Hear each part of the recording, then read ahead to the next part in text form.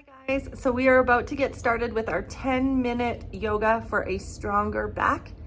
And I want you to keep one really important point in mind, and that is to have a truly healthy and strong spine and all those supportive spinal extensor muscles that run up either side of our back.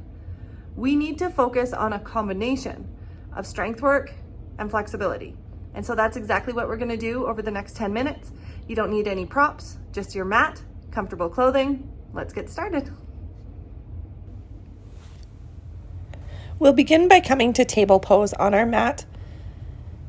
Take the tops of your feet to the floor. If you need a little extra padding under your shins, go ahead and put a blanket. We're going to come down into like a mini push-up. So I want you to bend your elbows really slowly here. And our goal is to keep our back nice and strong, keep our core engaged, so belly to spine. Just lower maybe halfway down to your 50%. Press back up. Reach your right arm up to the ceiling. Really push away with your left hand. And then let's thread the needle. We're going to go all the way through and down on our right shoulder. Turning the side of your head to the mat here. And then coming back up to table. So you're welcome to stay on all fours if you prefer. Otherwise, come to plank. Do those super slow halfway push-ups again. Strong straight back, strong core. Bend your elbows just as far as you can. Come back up like a board. And then let's put both knees down. Take a deep breath in. Reach your left arm to the sky. Thread the needle and come down on the left side of your head. Just breathe. Breathe into your rib cage. Come back up to table. From here, we're going to curl our toes under. These are called scapula push-ups. So we want to keep our arm joints, the wrist, the elbow, and the shoulder totally straight. Just drop your chest down through your shoulders and then press all the way into your scapula. Really let your shoulder blades round around your back as you press to the top. And then come down to your forearms, and we're going to lift up to dolphin pose. In dolphin, belly to spine, lift your hips straight up towards the ceiling and press away from the floor with your forearms. Hold your shoulders into your back.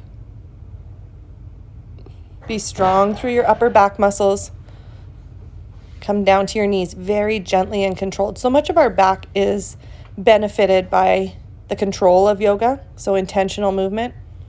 Let's lower down to our belly here. You can be nice and controlled. Inhale, cobra. Press away from the floor. Lift your chest. And then just take a moment to lay with your forehead down. Take your fingers wide and tent up on your fingertips. So elbows and tricep muscles are shining towards the ceiling. Deep breath in. You're going to push down through all 10 fingers. Squeeze with your glutes and your low back muscles. Squeeze with your shoulder blades. Control the descent. Don't just fall out of it. If you can't quite go that high, that's fine. Just press down with the same energy. Come maybe halfway up. Lower down, controlled. Keep everything hugging towards your spine. One more time. Lift up as high as you can. Lift your chin. Lower all the way down to your belly. We're going to just take our hands back by our hips, turn one cheek to the mat, and just rock your hips side to side. We want to relax the glute muscles. And then from here, we're going to bring both hands under our forehead, point your right toe, and squeeze with your glute and hamstring. Try to lift your leg as high as you can. See if you can do a couple little pulses. Strong, straight leg. As you place it down, we're coming into a reclined half frog. So come to the instep of your right foot and slide your knee up. Your goal is to keep your pelvis level. And then let's switch. So bring your legs back behind you, hands to your hips, opposite cheek to the mat. Rock yourself out, and then bring your hands under your forehead. You'll do the left leg now, so point and lift. Squeeze and lift as high as you can. This actually comes from our thoracic spine, so it's up in the middle of our back that we need to really think of squeezing and holding strong. Those little pulses if you can. Place your leg down. Very important to try keep your legs straight in that position. You're going to come to the reclined half frog on this side. So slide your left knee up, You're on the instep of that left foot for a couple of breaths. And then take your legs back behind you. Curl your toes. Press yourself up to all fours. And we're coming to puppy pose. So puppy pose, think of it as a hybrid, sort of halfway between downward dog and child's pose. Notice how the arms are super active. So keep your chest lifted. Keep your hands strong. And then coming down to our belly. Coming into Sphinx pose. This is fabulous for back strength. You want to bring your elbows where your hands would typically be. And don't collapse your chest forward. Instead, push away from the floor with your forearms. Squeeze your glutes, squeeze your bum. And see if you can do these little mini lifts. So just lift your elbows as you push into your hands. Lower back down. Slow and methodical. We want to keep those back muscles under tension the whole time. You should not feel pain. You should just feel the intensity of engaging the muscle, stabilizing. Bring yourself all the way down. Give your hips a little shake again. Try to release. And then bringing your hands really strong under your shoulders. Practice pressing straight up to plank. Get super strong through your core. And then lifting up, downward dog. A wonderful back opener and stretch. Okay, guys, we're going to get ready to lay down. So just get yourself into a position. Seated on your mat, scooch yourself towards the front edge of your mat so you have lots of space. And lay down. Now, some of the things you see here are going to be similar to things we did in our core exercise. And I talked about core, or I talk about it frequently, as being so connected to the strength of our low back. So it's very fitting to put into a back strength practice. Let's keep both knees bent and then extend your left foot up. Strong, straight left leg. Your back is totally grounded into the floor, especially that lumbar curve. And then reach your hands up and grab a hold of your calf muscle.